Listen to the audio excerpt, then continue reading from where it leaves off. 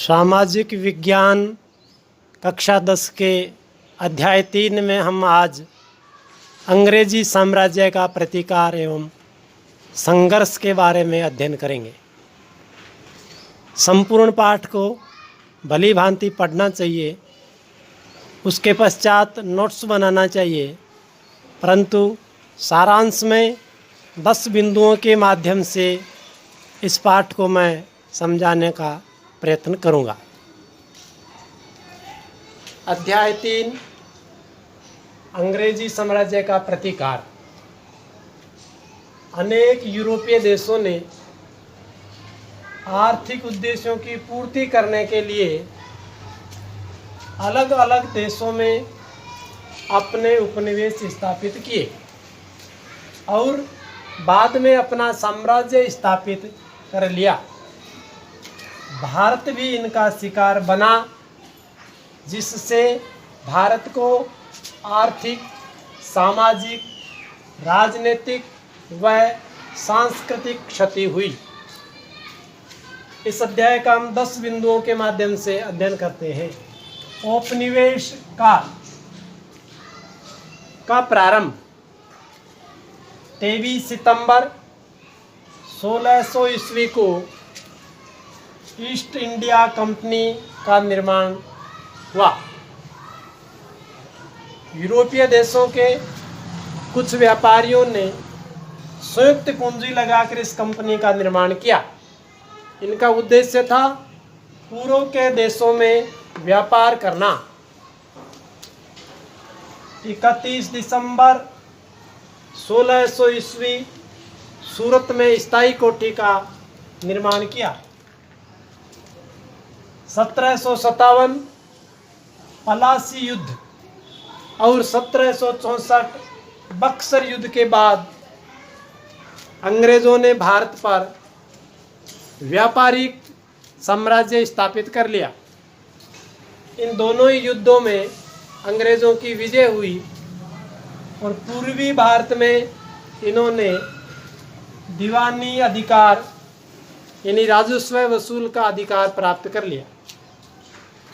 अंग्रेजों का संघर्ष काल 1777 से 1846 ईस्वी। अंग्रेजों ने उस समय की शक्तियों को पराजित करने के लिए संघर्ष प्रारंभ कर दिया। मराठों में मैसूर से संघर्ष किया, पंजाब के साथ संघर्ष किया। उस समय की ये 2 शक्तियाँ बड़ी शक्तियाँ थी। नंबर 3 1857 का स्वतंत्रता संघर्ष। अंग्रेजों की साम्राज्य विस्तार व आर्थिक नीति, लॉर्ड डलहौजी का हड़प सिद्धांत के कारण संपूर्ण देश में एक साथ प्रतिकार प्रारंभ हुआ। 29 मार्च 1857 को बैरकपुर से प्रारंभ हुई ये क्रांति संपूर्ण देश में फैल गई। क्रांति के प्रमुख केंद्र झांसी, मेरठ, दिल्ली, कानपुर, लखनऊ, जगदीशपुर, हैदराबाद, केरल, सतारा, राजस्थान, कर्नाटक सहित संपूर्ण देश में एक साथ ये सामूहिक प्रयास हुआ। जनजातीय आंदोलन। जनजातीय लोगों द्वारा अपनी स्वतंत्रता खो देने, स्वशासन में विदेशी हस्तक्षेप के कारण और अत्यधिक कर व आर्थिक शोषण के कारण जनजातीय लोगों ने विद्रोह कर दिया। प्रमुख जनजातीय विद्रोह का सन्यासी विद्रोह 1769-70 बंगाल में हुआ। कोल विद्रोह 1831-32 छोटा नागपुर क्षेत्र में हुआ। संथाल विद्रोह 1855-56 भील विद्रोह खान देश में पश्चिम भाग में हुआ। रमोसी विद्रोह, घाट क्षेत्र में विद्रोह हुआ। ये प्रमुख विद्रोह थे। इसके साथ साथ अनेक जनजातीय लोगों ने विद्रोह किया। क्रांतिकारी संगठनों का योगदान, इसमें क्रांतिकारी संगठनों की अहम भूमिका रही।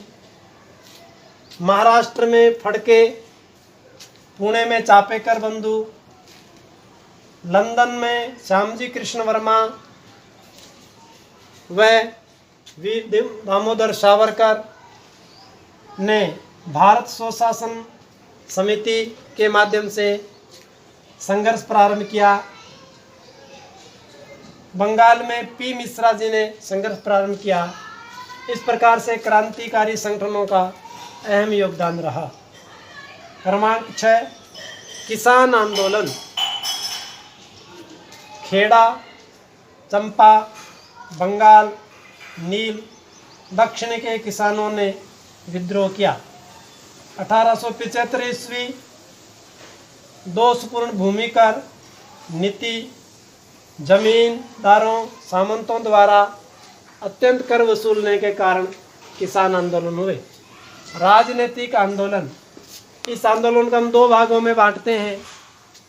नंबर 1 1857 से 1919, नंबर 2 1919 से 1947।